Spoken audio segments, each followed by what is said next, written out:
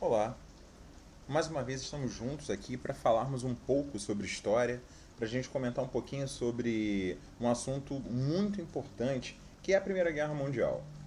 Esse material está disponível online pela internet, vocês podem vê-lo, é de livre acesso. E nós vamos discutir um pouquinho usando-o como base para que a gente possa ter uma discussão saudável e entender bem como é que é esse processo, esse período de tempo e tudo aquilo que tem a ver com a Primeira Guerra Mundial no mundo. Bem, a Primeira Guerra Mundial nós podemos dizer, afirmar, sem nenhum tipo de medo de errar, que ela é fruto do apodrecimento das relações diplomáticas entre as nações europeias.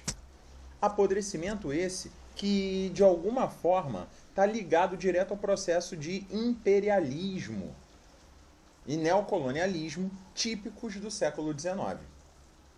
Quando nós vemos o processo de imperialismo e neocolonialismo do século XIX, onde cada vez mais um processo industrializador ganha força, onde cada vez mais você precisa de mão de obra, você precisa de mercado consumidor, você precisa de matéria-prima, e tudo isso cada vez mais exige uma presença constante nas fontes produtoras de tudo isso, nós vemos a guerra mundial lentamente emergir.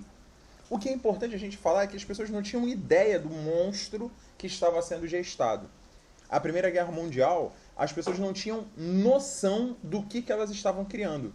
E elas criaram um monstro gigante, elas criaram um grande mal que depois custou a vida de mais de 10 milhões de pessoas, que deixou 30 milhões de feridos, onde nós vimos povos terem que ser deslocados, onde cidades sumiram por causa do grande avanço tecnológico, que também foi um avanço bélico no século XIX.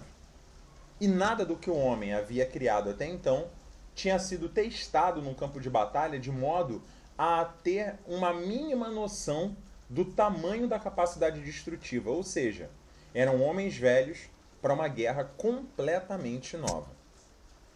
Assim, nós vamos ver que no início do século XX, a rivalidade entre as grandes potências europeias se dava não só pela questão econômica, mas ela se dava também pela questão eugênica, que havia sido demarcada com o darwinismo social já no neocolonialismo.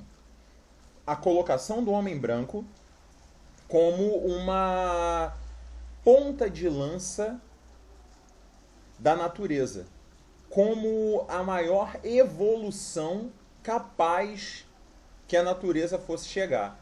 O que é um erro crasso, o que é de uma arrogância, de uma soberba enormes.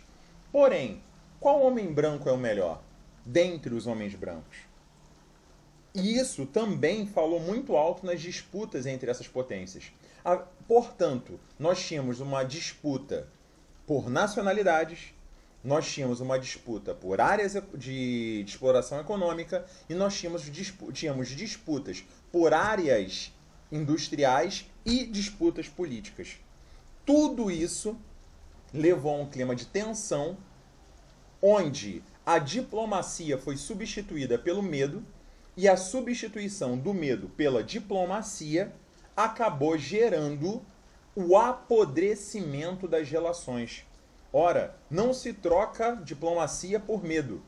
Se você trocar diplomacia por medo, em algum momento ninguém vai ter mais o que perder. E quando ninguém tem mais o que perder, só sobra a violência. E foi exatamente isso que aconteceu. Foi exatamente isso que aconteceu com as nações europeias no início do século XX. Muito bem. As disputas territoriais, as disputas comerciais na Europa, fora da Europa, a necessidade de novos mercados consumidores, a África sendo completamente partilhada como se fosse um bolo, a Ásia sendo cortada e picotada em pedaços, o Pacífico sendo cada vez mais disputado. Tudo isso gerou um clima belicoso entre as nações. E esse clima belicoso vai cobrar altamente o seu preço. Bem, dessa forma, pouco a pouco, as nações europeias vão se ver envolvidas em grandes movimentos. Movimentos esses que exaltavam o sangue, exaltavam a herança, exaltavam a história em comum de um povo. Ainda que esses povos fossem relativamente distantes, como sérvios e russos, como austríacos e alemães, e isso começava a gerar um grave problema entre os países, porque esses movimentos nacionalistas tentavam colocar em uma só nação, em um só estado, povos de culturas semelhantes, o que levava à necessidade de uma reorganização territorial a qual a Europa não estava pronta. Isso confirmava uma frase de Albert Einstein que dizia que o nacionalismo era uma doença infantil, o sarampo da humanidade. Enquanto o nacionalismo fosse forte, enquanto o nacionalismo for forte, a humanidade não vai conseguir se unir como um único grupo, que é o que nós somos. Um único grupo, uma única humanidade, um único ser humano. Bem, dentre esses grupos nacionalistas, os principais eram os pan-eslavos e os pan-germânicos. Os pan-eslavos, encabeçados pela Sérvia e pela Rússia, e os pan-germânicos, encabeçados, obviamente, pela Alemanha e por uma parte da Áustria. Por que eu digo uma parte da Áustria? Porque a Áustria é uma nação multicultural por excelência. Tanto que se chamava Áustria-Hungria. Ora, mesmo assim, as nações começaram a criar grandes reservas de material bélico. Grandes paióis, o que fez com que o clima de rivalidade aumentasse, gerando o que eles chamavam de paz armada, ou seja, a paz era mantida, mas era mantida às custas do aumento do poderio bélico, o que gerava medo na nação seguinte, que se via forçada a criar uma arma com capacidade de destruição ainda maior, para que desse medo nas outras nações, e assim outra nação criava uma arma com capacidade de destruição ainda maior, e esse processo, esse loop destrutivo seguia. Esse loop destrutivo continuava. Bem, como esse loop destrutivo não pode parar em si mesmo, nós temos a política de alianças.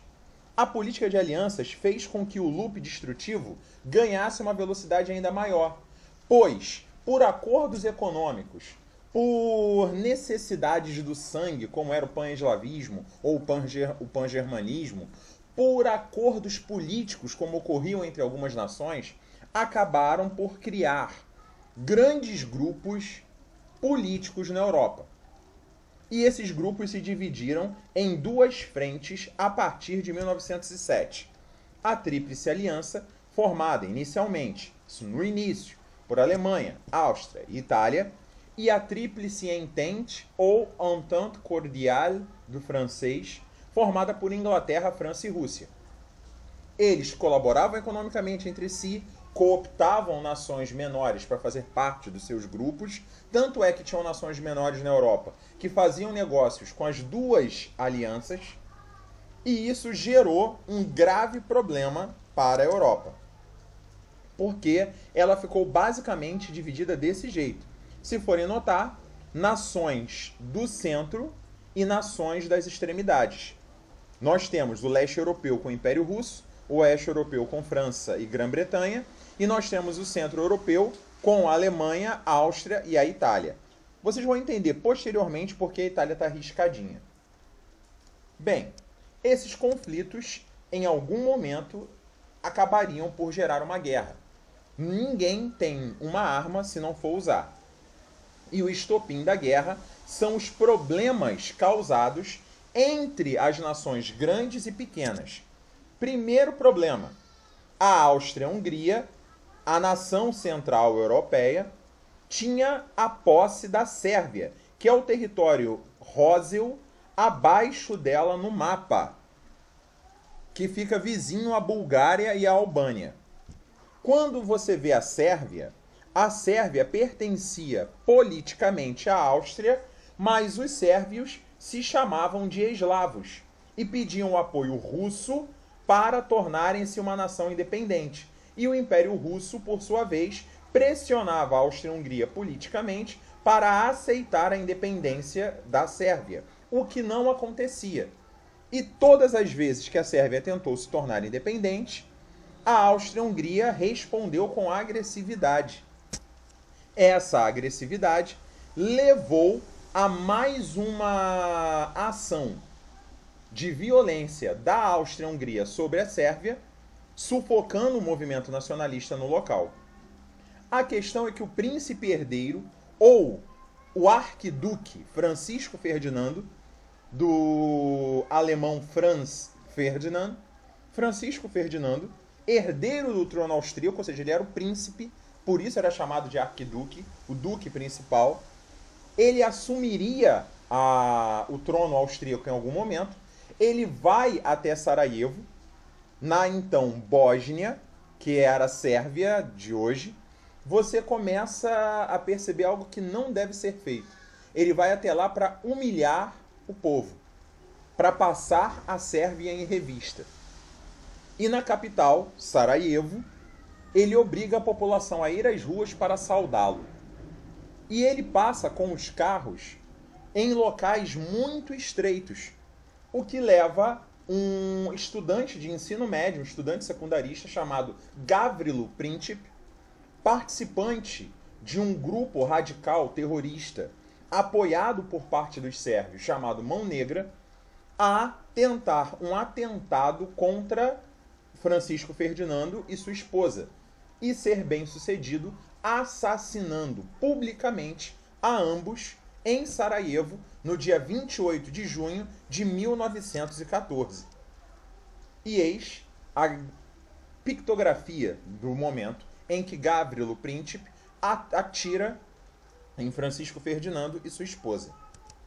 Ora, o assassinato do príncipe herdeiro da Áustria gera uma grande comoção no país, que elenca uma lista de deveres para a Sérvia, para que a Sérvia cumprisse, o que basicamente anularia qualquer chance da Sérvia se tornar independente, além de exigir a entrega do já preso Gavrilo Princip para que ele fosse julgado na Áustria.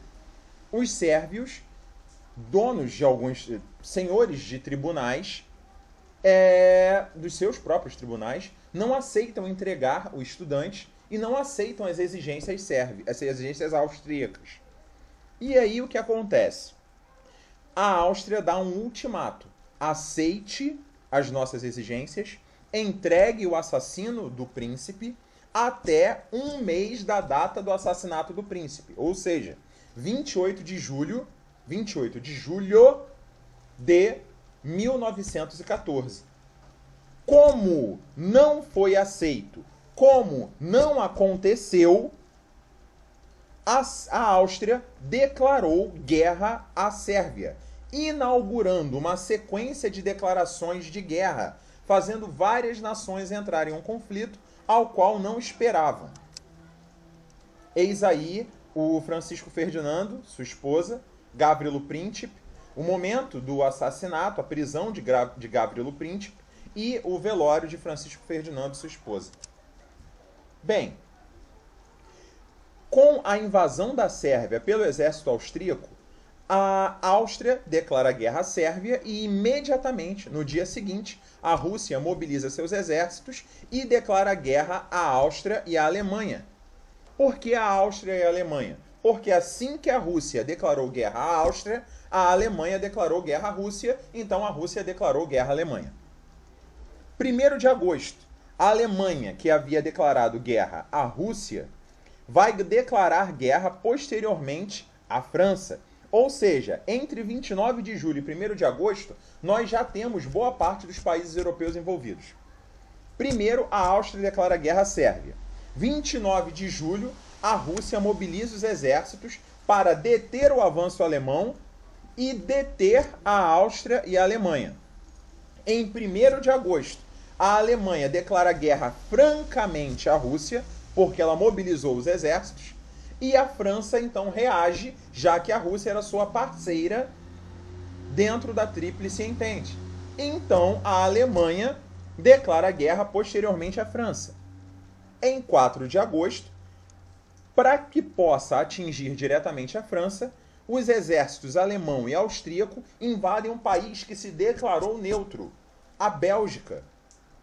A Bélgica, que não tinha lados no conflito, não queria participar, não tinha nenhum interesse em ser parte da guerra, se viu envolvida porque ela fazia parte do meio do caminho entre a Alemanha e a França. Logo, os alemães, com apoio austríaco, invadem o território belga para poder atingir o território francês. Desse modo, em 5 de agosto, a Inglaterra declara guerra à Alemanha. Assim, essa união de forças fica claramente estabelecida. Uma guerra que deveria durar, pelas contas dos guerreantes dos países belicosos, 6 meses e acaba durando, no total, 4 anos. Por um lado, é importante lembrar que a Itália se declara neutra, o que surpreende a Alemanha. A Alemanha fica muito surpresa com a declaração de neutralidade italiana. A Itália deixa claro que não tem interesse no conflito e proíbe a Alemanha de transitar pelos Alpes italianos, o que seria uma rota importante para o exército alemão. O exército alemão vai descumprir essa ordem italiana e isso levará a consequências. Do outro lado, temos a Tríplice Entente: França, Inglaterra e Rússia. A Bélgica, que teve o seu território invadido, se alia à Entente. A Sérvia, que havia sido o começo de tudo junto com a Rússia e a Áustria, está do lado da Entente. A Grécia se une por ver que o seu território está próximo ao território da Turquia ou do Império Turco-Otomano, um inimigo clássico, histórico dos gregos. E esse inimigo, assim que a Itália abre mão de participar da guerra, se posiciona a favor da Alemanha, já que dependia economicamente da Alemanha. Como a Turquia se colocou do lado alemão, a Grécia imediatamente se colocou do lado da Tríplice Entente. E a Itália, que viu seu território ser invadido por exércitos alemães, pelos Alpes, coisa que ela havia proibido a Alemanha de fazer, então ela troca de lado, passa a pertencer à Entente. Além disso, em maio de 1915, o Japão passa a fortalecer a Entente, já de olho em uma política de expansão que o Japão já tem consolidada no Pacífico para chegar na Europa. Os Estados Unidos vão entrar na guerra, mas já para o seu final, em 6 de abril de 1917. No nosso caso, o Brasil é o único país da América do Sul a entrar efetivamente no conflito, devido ao bombardeio de alguns navios mercantes brasileiros que levavam suprimentos para a Europa. Esses navios são bombardeados por navios alemães, e acaba o Brasil declarando guerra à Alemanha, mas o Brasil envia muito mais tropas médicas e apoio militar do que necessariamente uma tropa bem formada. Ele coopera. Muito bem. Dessa forma, nós vemos que a guerra tem algumas fases. A primeira parte é chamada Guerra de Movimento, que dura entre 1914 e 1915. Nós temos a Guerra das Trincheiras, entre 1915 e 16, e a nova fase, a nova Guerra de Movimento, entre 17 e 18. Vamos lá. A primeira fase da guerra, ou a Guerra de Movimentos, foi uma grande ofensiva alemã contra a França, que fez um contra-ataque para deter o avanço alemão. Na verdade, era uma guerra que era por poucos metros de território. Era algo ridículo a perda de vidas humanas diante de um cenário como aquele, porque haviam novas armas capazes de dar muitos tiros por minuto, com exércitos que usavam táticas do século XIX. Ou seja, tornavam seus homens alvos fáceis diante de armas com poder de matar muito grande. E isso fez com que, de todos os lados do conflito, por poucos metros de terra, milhares e milhares de soldados morressem. À toa, por poucos metros de terra. Nenhum dos lados consegue uma vitória que possa se dizer significativa. Então, depois de grandes tragédias, eles mudam a tática de guerra e passam a tentar manter os lugares, substituindo a movimentação pelas trincheiras, que não são buraquinhos, são verdadeiros túneis na terra, para garantir as posições, gerando entre uma trincheira e outra o que se chamava de terra de ninguém, uma área absolutamente minada, cheia de arame farpado e que ninguém conseguia atravessar.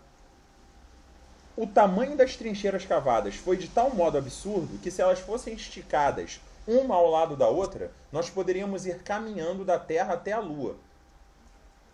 É uma fase extremamente desgastante, dura, porque eles passavam meses entrincheirados. Aqui vai uma foto de uma trincheira que ainda não tinha acabado de ser construída. Ela ainda estava em parte construída. A trincheira é mais funda do que isso ainda. Bem, nós temos a terceira fase, que marca a entrada de outros países na guerra.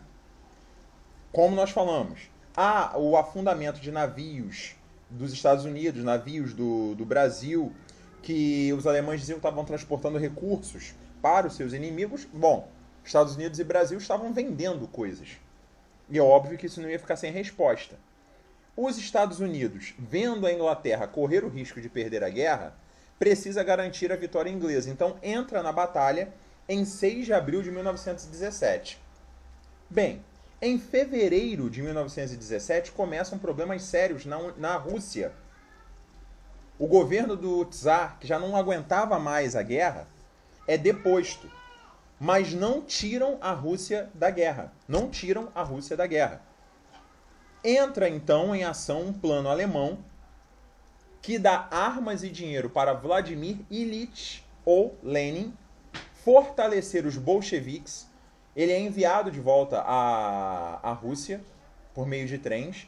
Ele dá armas e dinheiro para os bolcheviques, que fazem uma revolução em outubro de 1917, tomam o poder na Rússia, e em 1918, 3 de março de 1918, a Rússia assina um armistício com a Alemanha, saindo da guerra.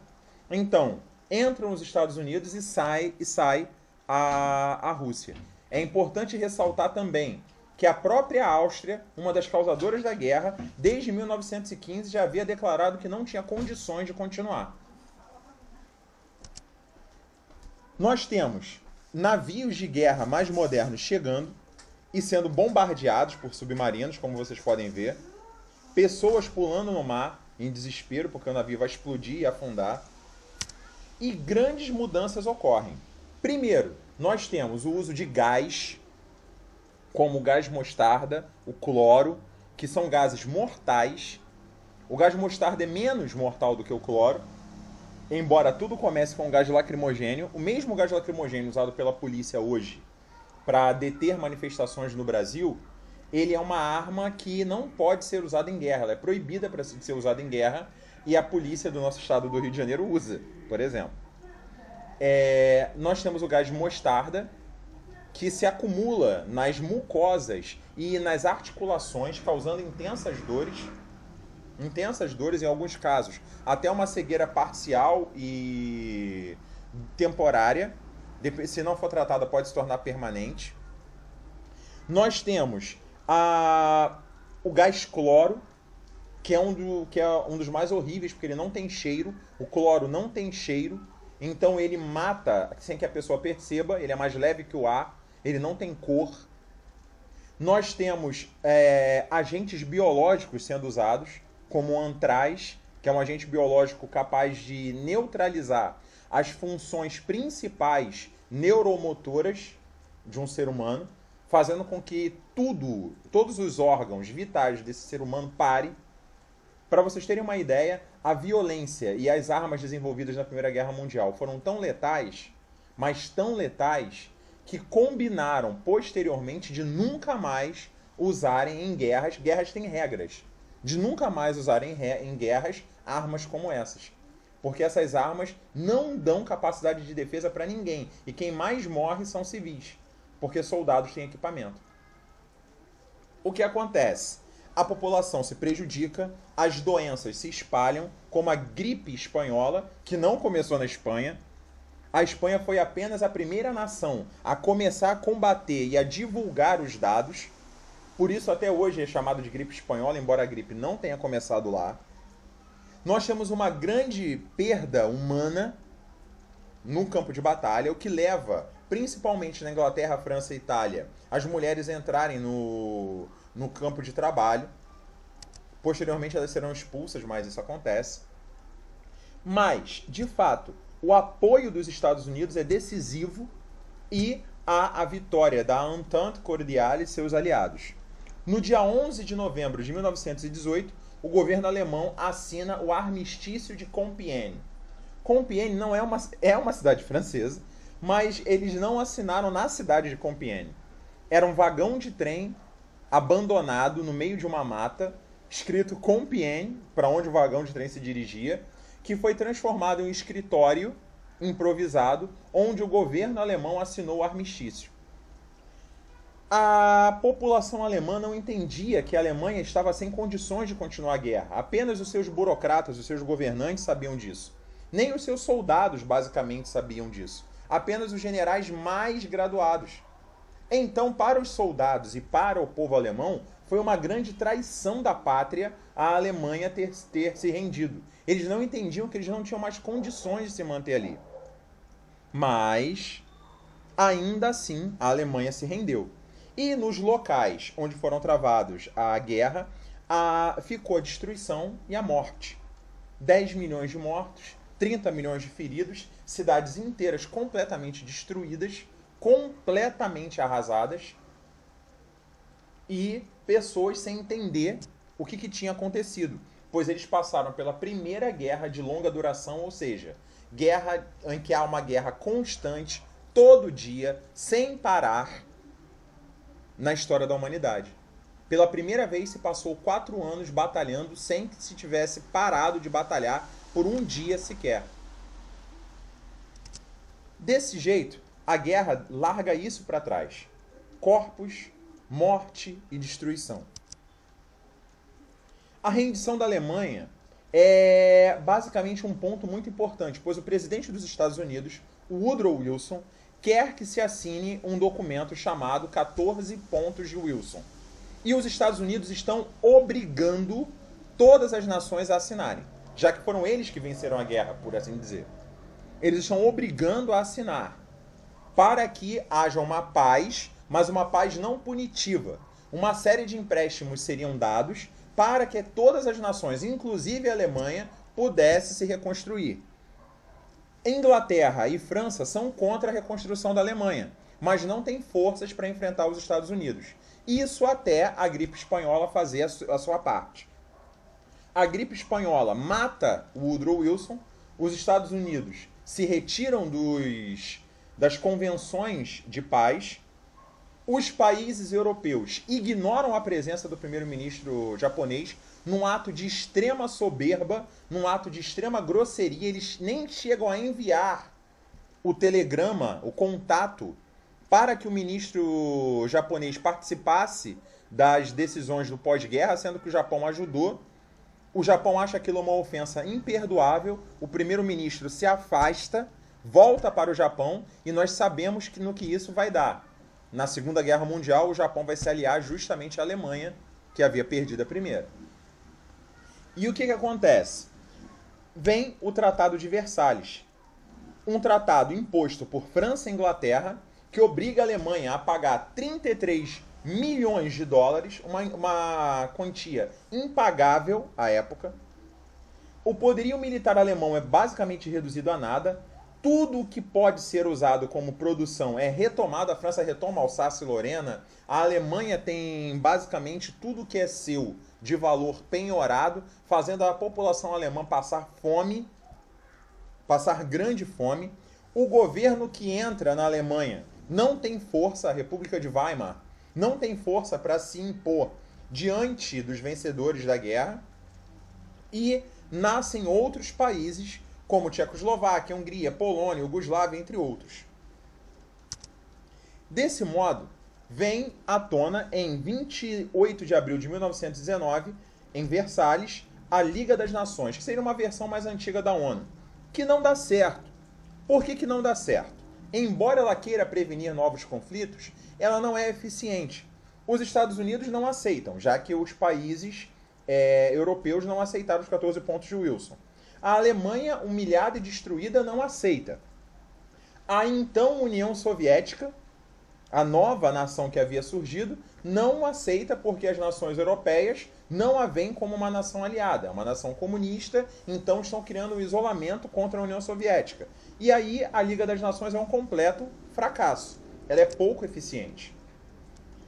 A produção industrial estadunidense cresce, fazendo com que os Estados Unidos sejam os grandes vencedores da guerra, os que mais lucram, os que mais levam vantagem, os que mais ganham.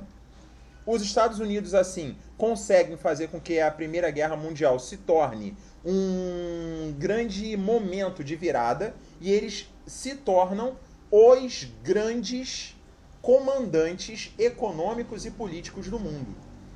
Final da Primeira Guerra Mundial, basicamente, metade do ouro do planeta estava concentrado em bancos nos Estados Unidos. Nós temos a guerra e as armas que utilizaram, o avião, o que levou Santos Dumont a uma depressão que o leva à morte. Nós temos várias armas de destruição em massa sendo utilizadas. Novos acordos ocorrendo, como o de Neuilly com a Bulgária, onde a Bulgária acabava perdendo boa parte do seu território para outros países vizinhos. O de Saint-Germain, imposto à Áustria, que dividiu a Áustria-Hungria em Áustria e Hungria. Nasce a Tchecoslováquia, nasce a Iugoslávia. O Tratado de Trianon, que é assinado com a Hungria, que demarca o seu território, fazendo com que esse país perca territórios, principalmente para a Polônia, posteriormente. E aí, isso faz com que grandes ódios surjam na Europa, mas eles ainda não podem ser manifestados. Nascem Tchecoslováquia, Hungria, Polônia, Iugoslávia, Letônia, Lituânia e Estônia, essas últimas três no leste europeu. O Império Austro-Húngaro deixa de existir. Os Estados Unidos se tornam a maior nação do planeta. O marco alemão, o franco, se desvalorizam imediatamente. O dólar só com a crise de 1929. E a crise de 1929 vai fazer com que a Alemanha perca a proteção dos Estados Unidos, o que leva ao encarecimento do custo de vida, à ascensão dos nazistas e o posterior surgimento das condições para a Segunda Guerra Mundial. Desse modo, nós temos uma guerra com 10 milhões de mortos, 30 milhões de feridos, a destruição de um modelo de vida e a certeza de que o mundo nunca mais seria o mesmo. Eu agradeço a você que me ouviu e espero que tenha sido bem clara a explicação. Muito obrigado.